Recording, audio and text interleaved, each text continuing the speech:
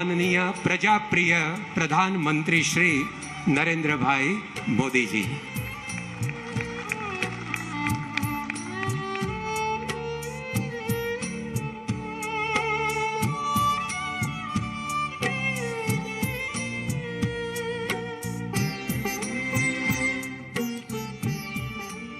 जय स्वामीनारायण। जय स्वामीनारायण। परम पूज्य महंत स्वामी जी, पूज्य संतगण, गवर्नर श्री, मुख्यमंत्री श्री और उपस्थित सभी सत्संगी परिवारजन,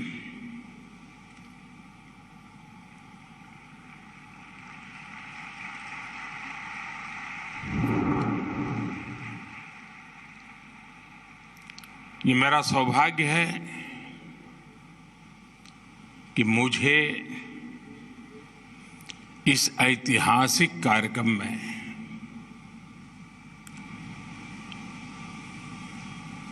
साक्षी बनने का, साथी बनने का और सत्संगी बनने का सौभाग्य प्राप्त हुआ है।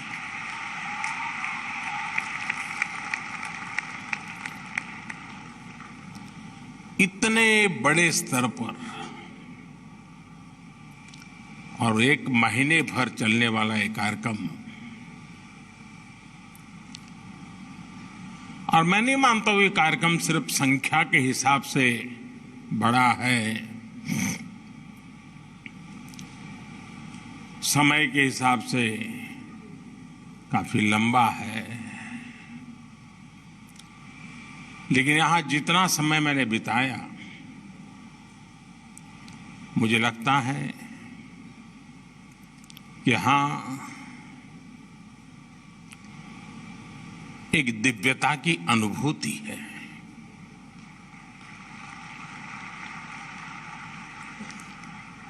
यहां संकल्पों की भव्यता है। यहां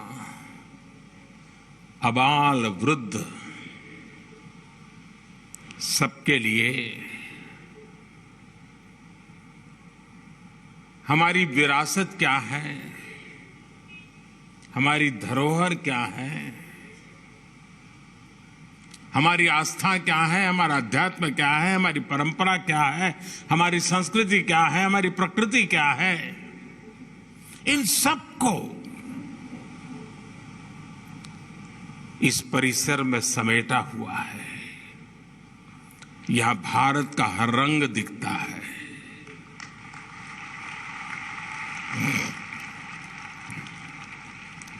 मैं इस अवसर पर सभी पूज्य संतगण को इस आयोजन के लिए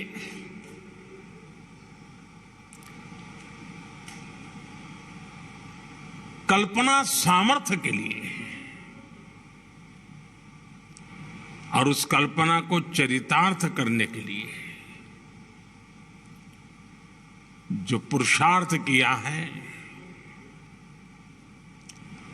मैं उन सब की चरण वंदना करता हूं, हृदय से बधाई देता हूं और पूज्य महंत स्वामी जी के आशीर्वाद से इतना बड़ा भव्य आयोजन, और ये देश और दुनिया को आकर्षित करेगा, इतना ही नहीं है, ये प्रभावित करेगा, ये आने वाली पीढ़ियों को प्रेरित करेगा।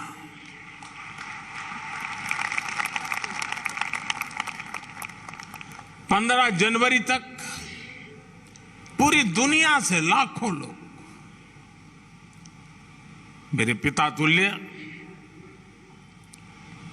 पूज्य प्रमुख स्वामी जी के प्रति श्रद्धा व्यक्त करने के लिए यहां पधारने वाले हैं। आप में से शायद बहुत लोगों को पता होगा, यूएन में भी, संयुक्त राष्ट्र में भी प्रमुख स्वामी जी के शताब्दी समारोह मनाया गया। और ये इस बात का सबूत है कि उनके विचार कितने शाश्वत हैं, कितने सार्वभौमिक हैं, और जो हमारी महान परंपरा संतों के द्वारा प्रस्थापित वेद से विवेकानंद तक जिस धारा को प्रमुख स्वामी जैसे महान संतों ने आगे बढ़ाया, वो वसुधैव कुटुंबकम की भावना आज शताब्दी समारोह में उसके भी दर्शन हो रहे हैं। ये जो नगर बनाया गया है, यहां हमारे हजारों वर्ष की हमारी महान संत परंपरा, समृद्ध संत परंपरा, उसके दर्शन एक साथ हो रहे हैं। हमारी संत परंपरा किसी मत, पंथ, आचार, विचार सिर्फ उसको फैलाने तक सीमित नहीं रही है। हमारे संतों ने पूरे विश्व को जोड़ने, वसुधैव कुटुंबकम के शाश्वत भाव को सशक्त किया है। और मेरा सौभाग्य है, अभी ब्रह्म बिहारी जी स्वामी कुछ न अंदर की बातें भी बता दे रहे हैं।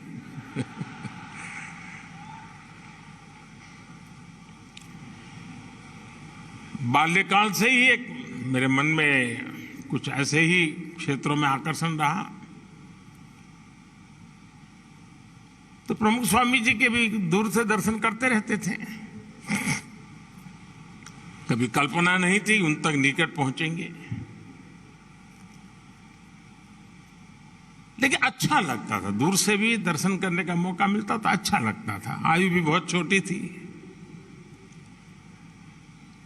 लेकिन जिज्ञासा बढ़ती जाती थी। कई वर्षों के बाद 1981 में मुझे पहली बार अकेले में उनके साथ सत्संग करने का सौभाग्य मिला।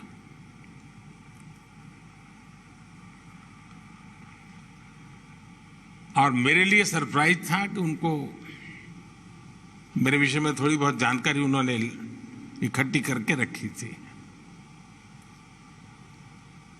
और पूरा समय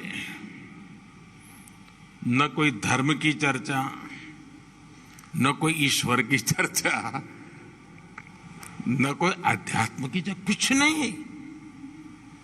पूरी तरह सेवा, मानव सेवा, इन्हीं विषयों पर बातें करते रहे। वो मेरी पहली मुलाकात थी, और एक एक शब्द मेरे हृदय पटल पर अंकुरित होता जा रहा था। और उनका एक ही संदेश था कि जीवन का सर्वोच्च लक्ष्य सेवा ही होना चाहिए। अंतिम सांस तक सेवा में जुटे रहना चाहिए। हमारे यहां तो शास्त्र कहते हैं, नर सेवा ही नारायण सेवा है, जीव में ही शिव है।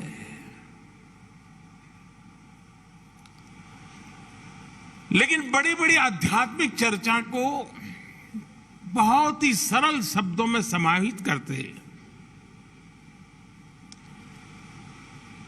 जैसा व्यक्ति वैसा ही वो परोसते थे, जितना वो पचा सके, जितना वो ले सके।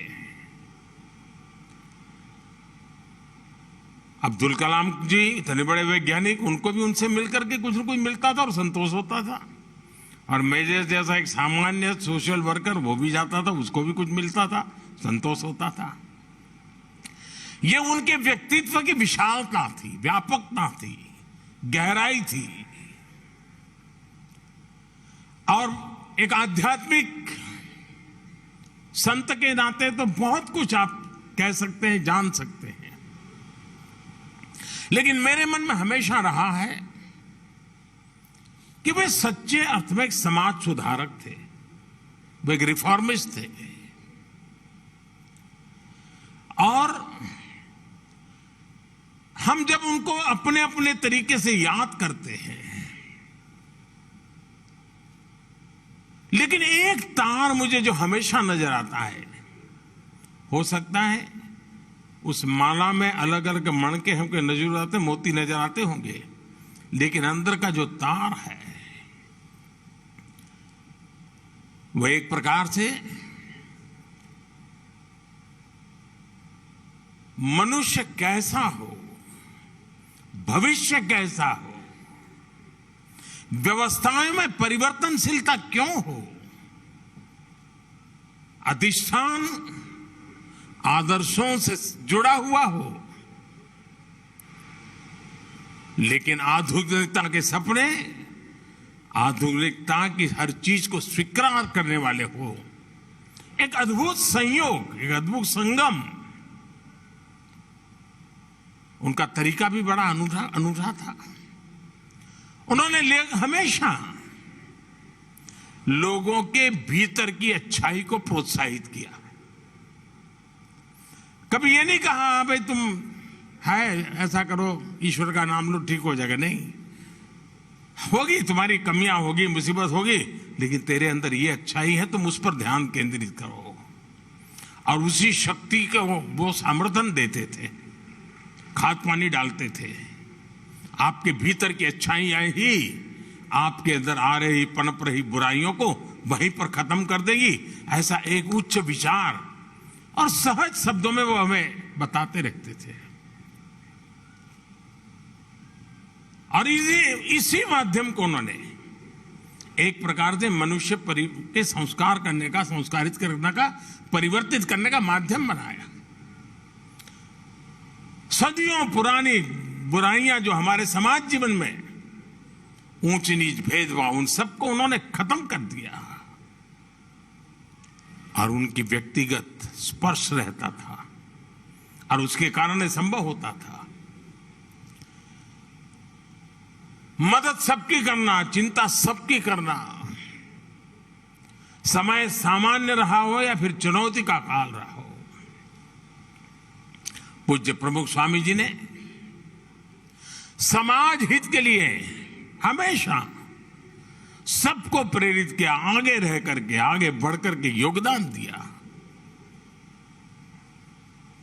जब मोरबी में पहली बार मच्छू डैम की तकलीफ हुई, मैं वहां वॉलेंटियर के रूप में काम करता था। हमारे प्रमुख स्वामी, कुछ संत, उनके साथ सत्संगी, सबको उन्होंने भेज दिया था और वो भी वहां हमारे साथ मिट्टी उठाने में काम में लग गए थे, डेड बॉडीज का अग्नि संस्कार करने में काम में लगे थे। मुझे याद है 2012 में मुख्यमंत्री पद की शपथ लेने के बाद मैं उनके पास गया। आमतौर पर मैं मेरे जीवन के जो भी कई महत्वपूर्ण पड़ाव आए होंगे, प्रमुख स्वामी के पास अवश्य गया। शायद बहुत लोग, कम लोगों को पता होगा, मैं 2002 का चुनाव लड़ रहा था। पहली बार मुझे चुनाव लड़ना था, पहली बार नामांकन भरना था और राजकोट से मैं उम्मीदवार हो रहा था। तो वहां 2 संत मौजूद थे। मैं जब वहां गया तो उन्होंने मुझे एक डिब्बा दिया। मैंने खोला तो अंदर एक पेन थी। उन्होंने कहा कि प्रमुख स्वामी ने भेजा है, आप जब नामांकन में हस्ताक्षर करेंगे तो इस पेन से करना।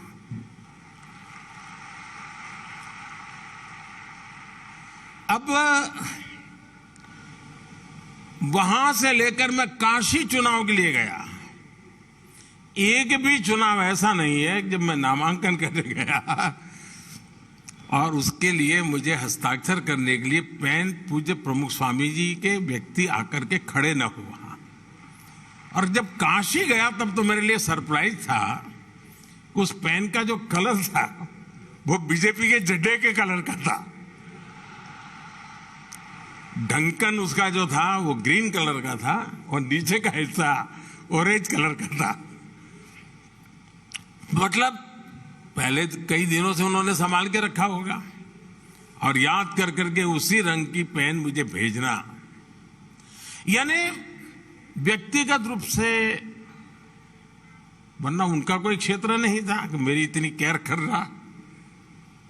शायद बहुत लोगों का आश्चर्य होगा सुन करके, 40 साल में शायद एक साल ऐसा नहीं गया होगा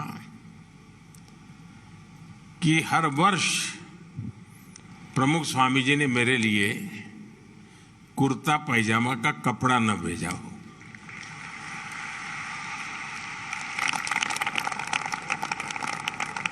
और ये मेरा सौभाग्य है। और हम जानते हैं बेटा कुछ भी बन जाए, कितना ही बड़ा बन जाए, लेकिन मां बाप के लिए तो बच्चा ही होता है।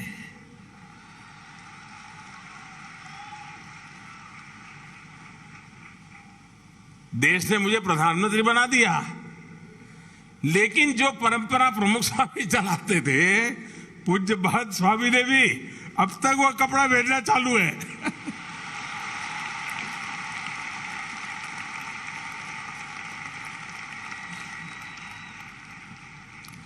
यानी ये अपनापन, और मैं नहीं मानता हूं कि ये संस्थागत पीआरशिप का काम है, नहीं, एक आध्यात्मिक नाता था, एक पिता पुत्र का स्नेह था, एक अटूट बंधन है। और आज भी वो जहां है होंगे, मेरे हर पल को वो नजर करते होंगे, देखते होंगे।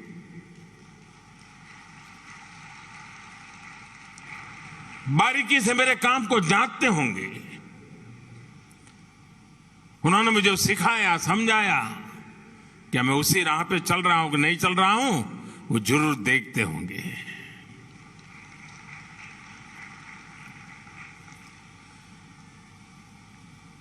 कच्छ में भूकंप, जब मैं वॉलंटियर के रूप में कच्छ में काम करता था, तब तो मेरा मुख्यमंत्री का कोई सवाल ही नहीं उठता था। लेकिन वहां सभी संत मुझे मिले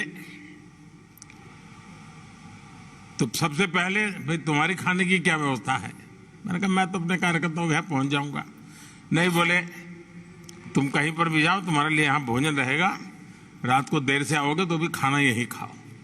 यानी मैं जब तक भूज में काम करता रहा, मेरी खाने की चिंता प्रमुख स्वामी ने संतों को कह दिया होगा, दे पीछे पड़े रहते थे मेरे। यानी इतना स्नेह, इतना। और मैं ये सारी बातें कोई आध्यात्मिक बातें नहीं कर रहा हूं जी, मैं तो एक सहज सामान्य व्यवहार की बातें कर रहा हूं आप लोगों के साथ। जीवन के कठिन से कठिन पलों में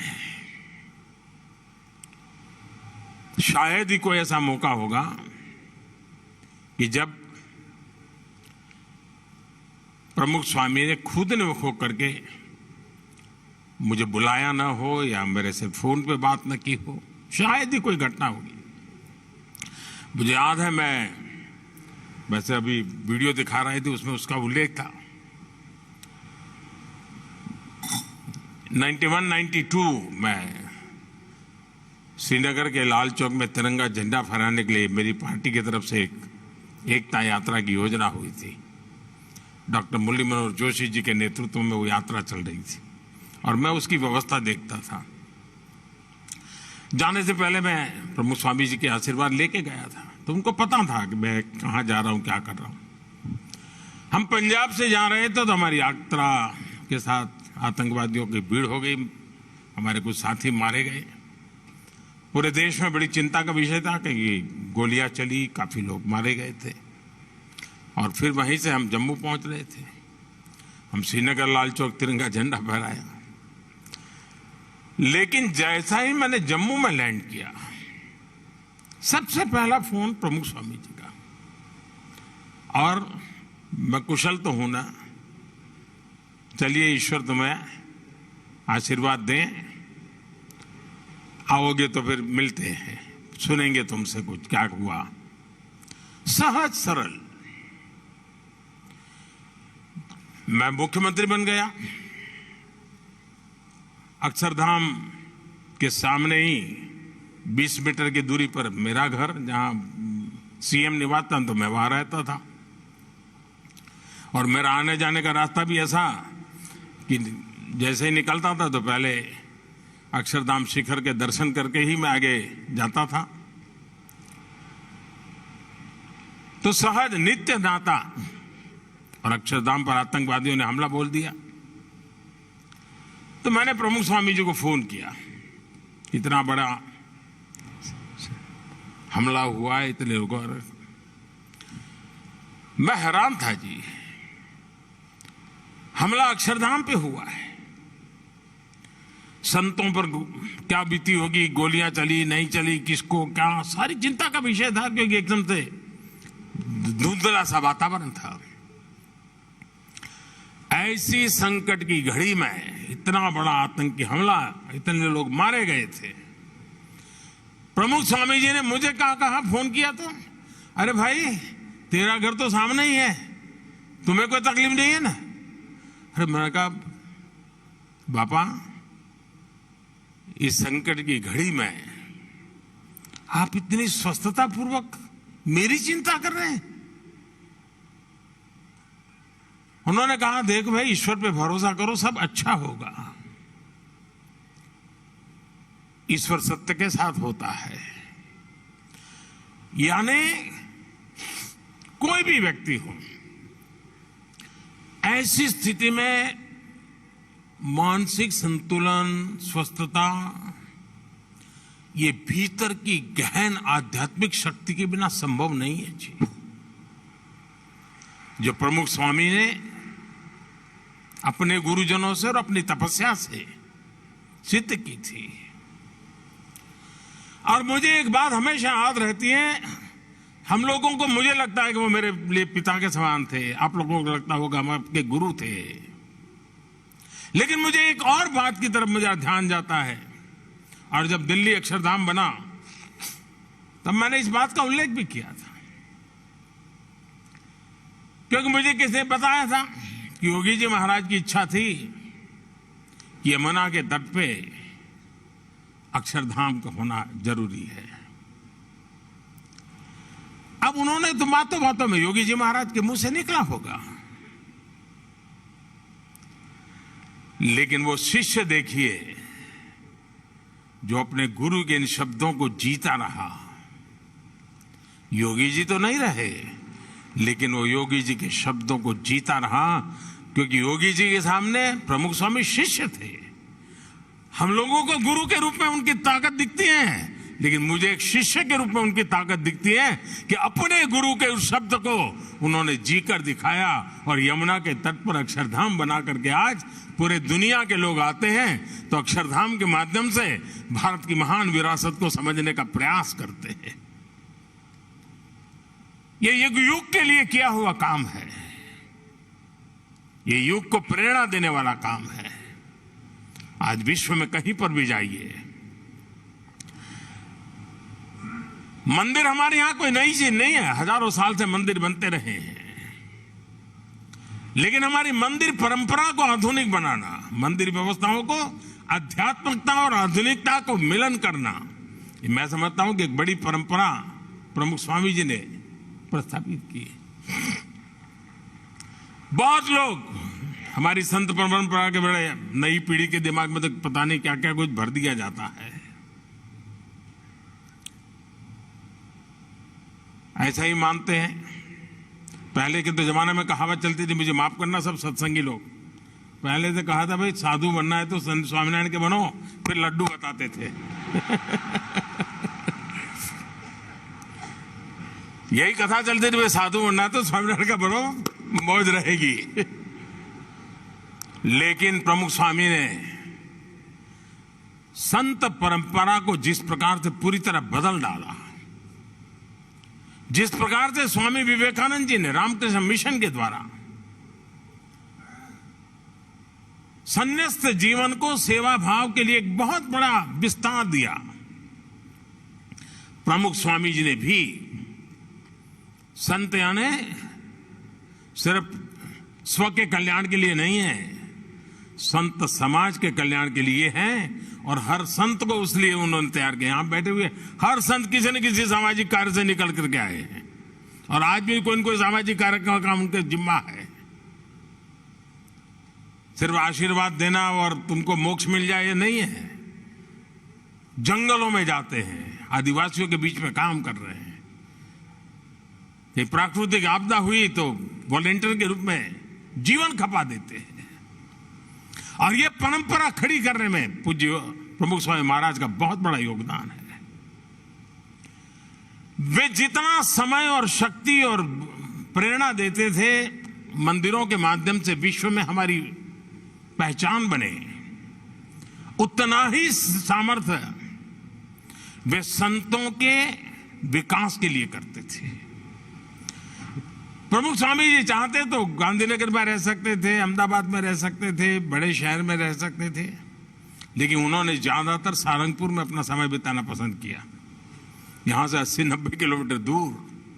और वहां क्या किया, उन्होंने संतों के लिए ट्रेनिंग इंस्टीट्यूट पे बल दिया। और मैं तो आज मुझे कोई भी अखाड़े के लोग मिलते हैं तो मैं उनको कहता हूं कि आप 2 दिन के लिए सारंगपुर जाइए, संतों की ट्रेनिंग कैसी होनी चाहिए, हमारे महात्मा कैसे होने चाहिए, साधु महात्मा कैसे होने चाहिए, ये देख करके और जाते हैं। और वो जाते हैं, देख करके आते हैं।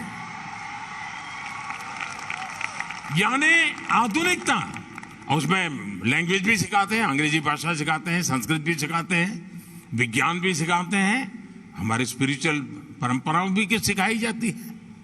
यानी एक संपूर्ण प्रयास विकास कर करके समाज में संत भी ऐसा होना चाहिए जो सामर्थ्यवान होना चाहिए। सिर्फ त्यागी होना जरूरी, इतने से बात बनेगी, त्याग तो हो लेकिन समर्थ होना चाहिए। और उन्होंने पूरी संत परंपरा जो पैदा की है, जैसे उन्होंने अक्षरधाम मंदिरों के द्वारा विश्व में एक हमारी भारत की महान परंपरा को परिचित करवाने के लिए एक माध्यम बनाया है, वैसे उत्तम प्रकार की संत परंपरा का निर्माण में भी पूज्य प्रमुख स्वामी जी महाराज ने एक इंस्टीट्यूशनल मैकेनिज्म खड़ा किया है। वो व्यक्तिगत व्यवस्था के तहत नहीं, उन्होंने इंस्टीट्यूशनल मैकेनिज्म खड़ा किया है। इसलिए शताब्दियों तक व्यक्ति आएंगे जाएंगे, संत नए नए आएंगे, लेकिन ये व्यवस्था ऐसी बनी है कि एक नई परंपरा की पीढ़ियां बनने वाली हैं। ये मैं अपनी आंखों के सामने देख रहा हूं।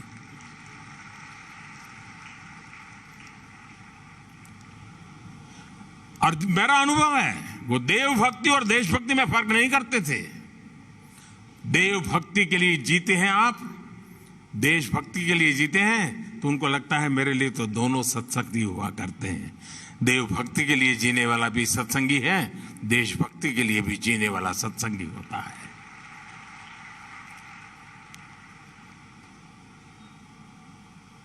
आज प्रमुख स्वामी जी की इस शताब्दी का समारोह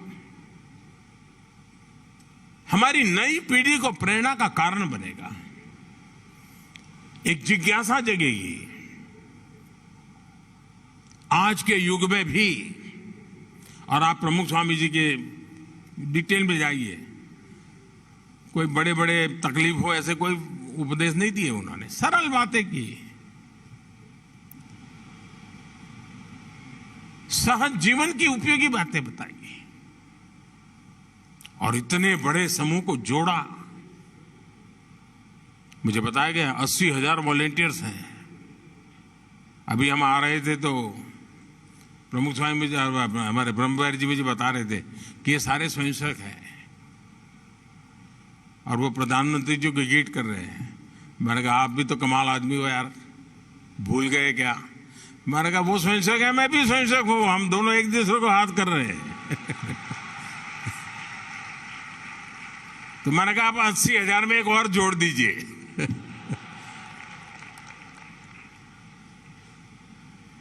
खैर बहुत कुछ कहने को है, पुरानी स्मृतियां इतनी आज मन को छू रही है, लेकिन मुझे हमेशा प्रमुख स्वामी की कमी महसूस होती रही है। और मैं कभी उनके पास कोई बड़ा ज्ञानार्थ कभी नहीं किया मैंने। ऐसे अच्छा लगता था, जाके बैठना अच्छा लगता था। जैसे पेड़ के नीचे बैठते, थके हुए हो, पेड़ के नीचे बैठते हो कितना अच्छा लगता है। अब पेड़ थोड़ा हमको भाषण देता है। मैं प्रमुख स्वामी के पास बैठता था, ऐसा ही लगता था जी, एक बट वृक्ष की छाया में बैठा हूं, एक ज्ञान के भंडार के चरणों में बैठा हूं।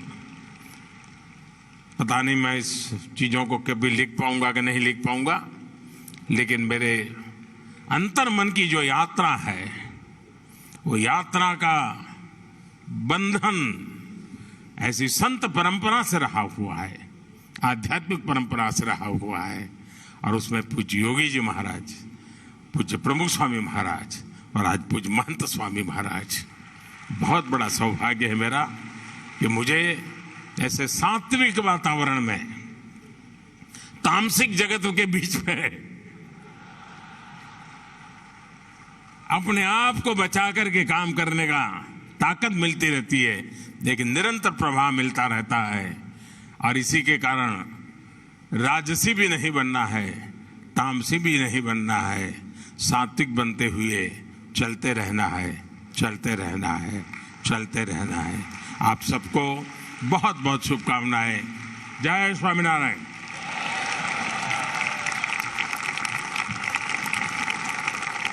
माननीय प्रधानमंत्री